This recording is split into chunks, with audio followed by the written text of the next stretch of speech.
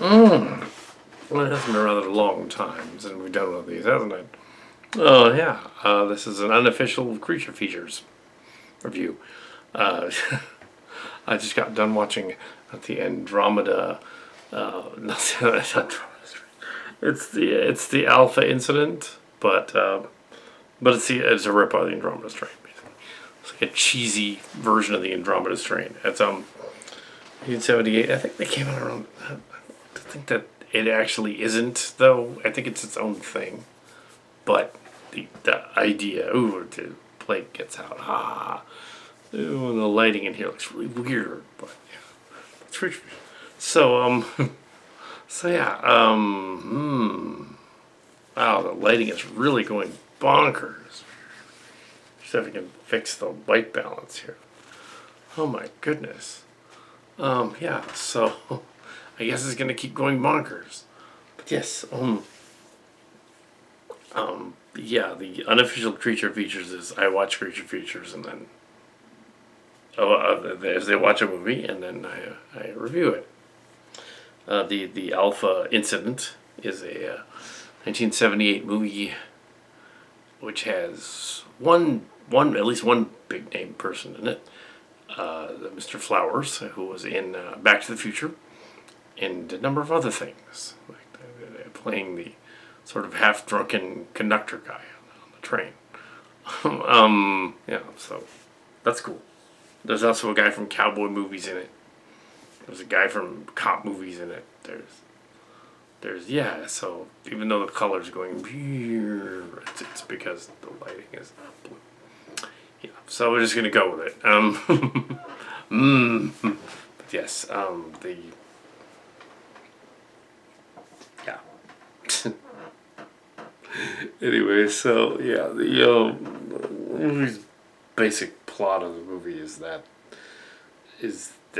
a Martian probe returns to Earth bringing a virus, which is then transported on a train without any guards, just this one biochemist guy on this train where the train manager, technically not a conductor but a manager, should be a conductor but it's not. Foreman guy on the train is this really old dude who apparently accidentally like snoops around and gets back there and opens some vials of the stuff. Meanwhile, they're headed for breaks of vials. So they're headed for this town called Moose Landing or something like that, and nothing out of the way train station. Canada somewhere. I think is where they filmed it. Near Ontario and Saskatchewan and stuff. In Canada. So that was fun. Yeah. So you got this sort of hillbilly dude with a beard. There's a couple of people with beards. There's a hillbilly with a beard. And there's also they're all lumberjacky looking. There's a scientist with a beard early on, and they're testing the virus thing that apparently kills the mice and rats. And rats fall asleep, they blow up. Apparently the head explodes, like scanners. Andromeda Strain or scanners. I think Andromeda Strain. Check that out. Because it's very similar to that.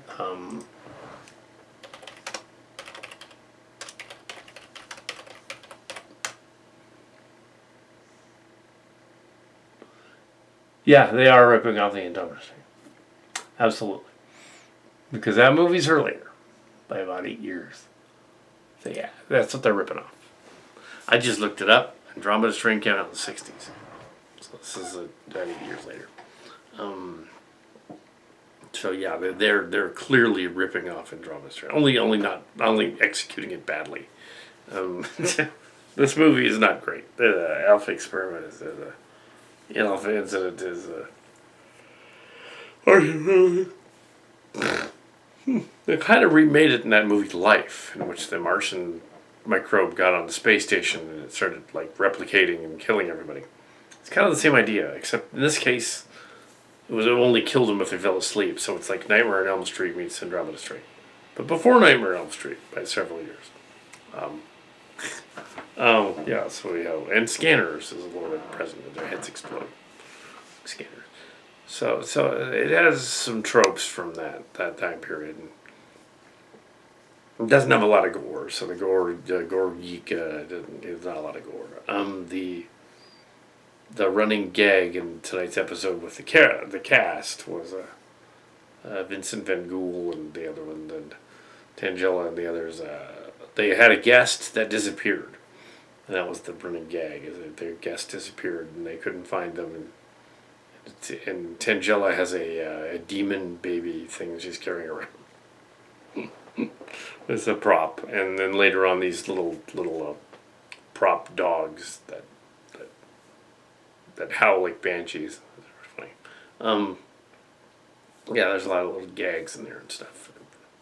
And apparently Coffee TV20 stopped doing it or something, so they're just on YouTube. But I think they still have a channel. Somebody else is distributing it. Anyway, so we have so this is my review of their review, which is a little weird, but sure. I'm just reviewing the movie. I saw the movie along with them. And so the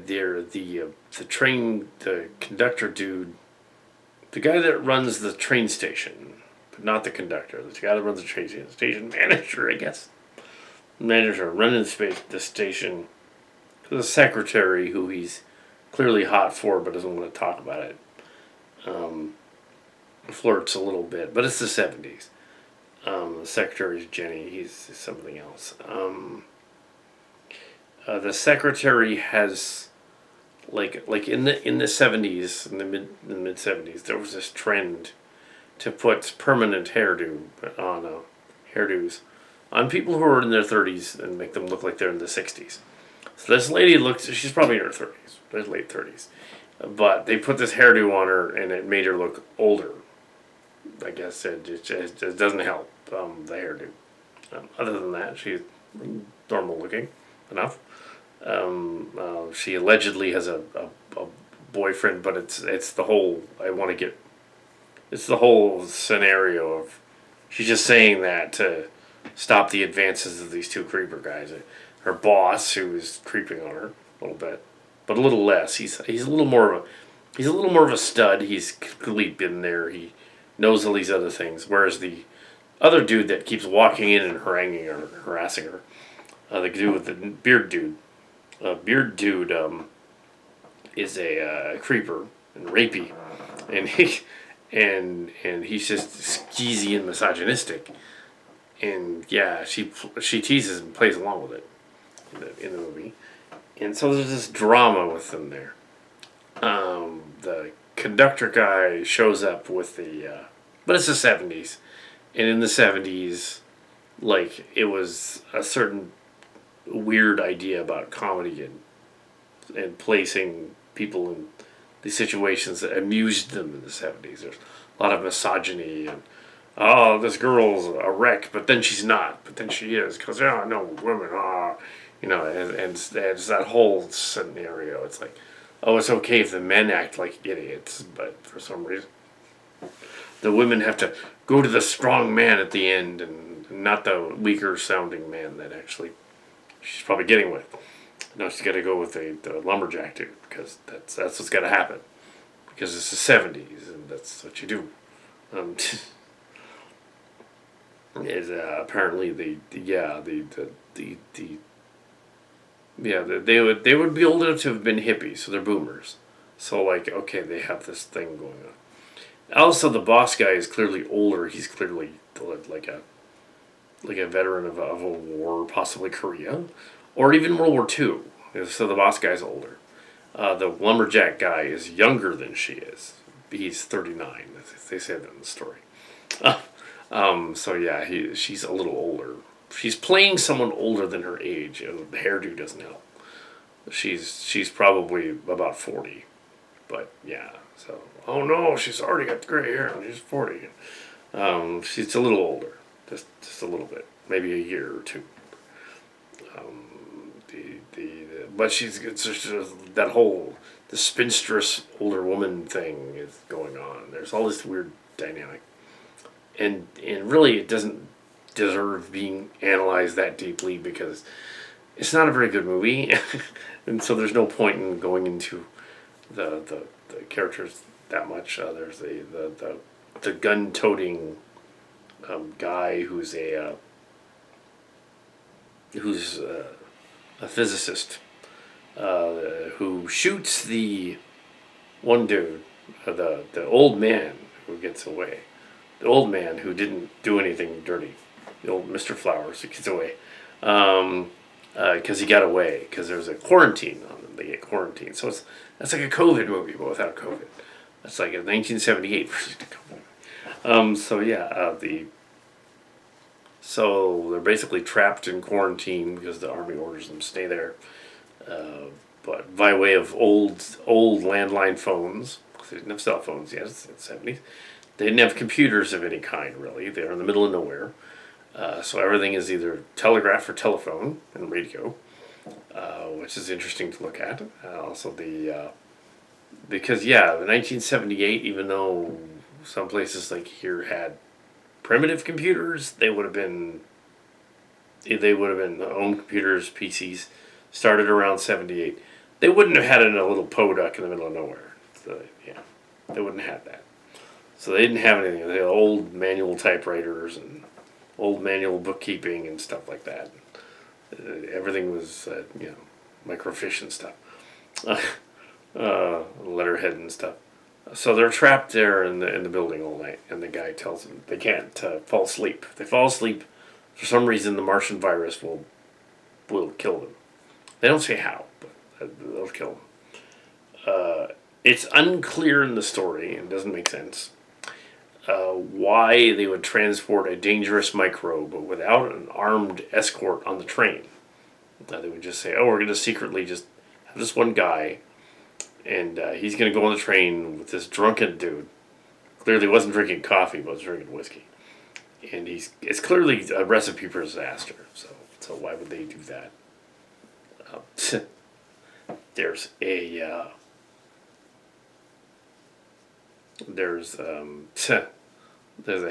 the end there's a helicopter that shows up and drops off an alleged cure that kills one of them, leaving one of them alive, and then they do sort of the ending of Night of the Living Dead and have the final hero get killed. Also, that might seem similar to the ending of Reservoir Dogs, but as well. But the agents that walked up to shoot the guy shoot him with a machine gun that only goes ping, ping, ping, and this little sparkler comes off his chest. Because apparently they ran out of money and they didn't have any squibs left, so they didn't do any blood squibs. It's odd, but stuff like Reservoir Dogs was based on an earlier Hong Kong movie, anyway.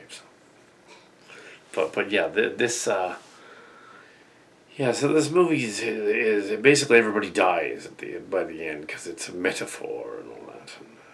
Although the lady does play along with the creeper guy, but only because she doesn't really want to bang her boss. So not really. But she gets drunk with the creeper guy. And there was a commentary track running through it, so you could comment on the episodes that played, and I kept thinking, the creeper guy is rapey and he can't perform. So when he does, they're actually depressed about it. That's kind of what happened, actually.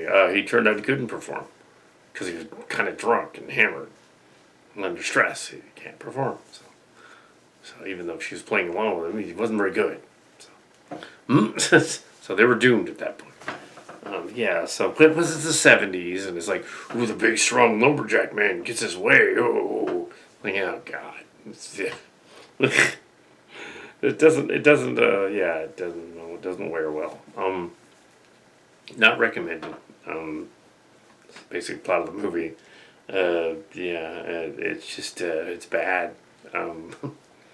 I mean, it wasn't the worst thing I've seen in that genre. I think there's been other ones that are worse. It didn't have really an MST3K quality to it because it had long stretches where nothing was going on. Very similar to that movie about the people trapped in the mining area with the evil bulldozer, killdozer. It's kind of like that. They're trapped in the killdozer, but killdozer had more action going on. They kept cutting back to it, driving around, like running things over. But in this one, it also reminded me of the another movie where they were trapped inside, Avalanche, which was an MST3K movie, which had a similar idea. Well, there's a creepy guy in that one too. There's a creepy guy in that one. I think that was around the same time too. I think it was the 70s as well. Yeah. And if you look at those early James Bond movies, he's misogynistic in them too. It's like, I do whatever I like because I'm born. So yeah, the 70s were weird that way. Even TV shows were kind of weird that way. Yeah, Star Trek was unusual in the 60s because they didn't treat the women like that on the show. They treat them as people instead of just an object. It's very gross. But yes. So yeah, rapey bad guy. But yes, that's pretty much it. I mean, I'm not reviewing it to copy what Creature Feature was doing. I'm just reviewing it because I watched Creature Features on YouTube. And if you want to keep watching Creature Feature on YouTube, you can find their channel. It's pretty obvious out there in Bodega Bay. I don't know if that's the same place they were before, but yeah, this season's Bodega Bay. Yeah, so, but yeah, yeah, that's it. I really don't need to, the apparently the virus kills them.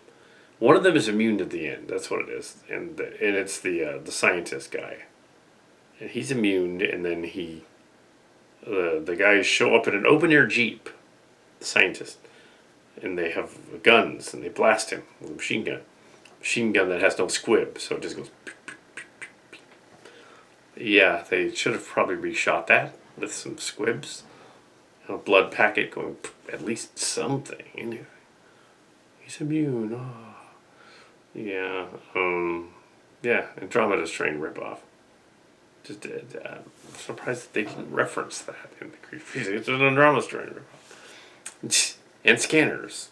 That's why they got the idea for scanners too, I'm sure. Yeah, so the genre is science fiction and horror, psychological thriller, but not a very good one in this case. That was the Alpha Incident, I believe is what it was called, the Alpha Incident. So, yeah.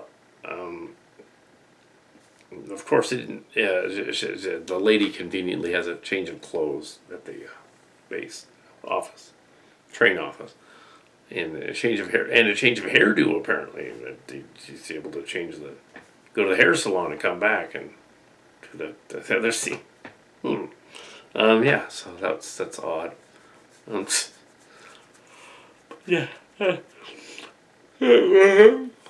Oh, not worth it. Oh well.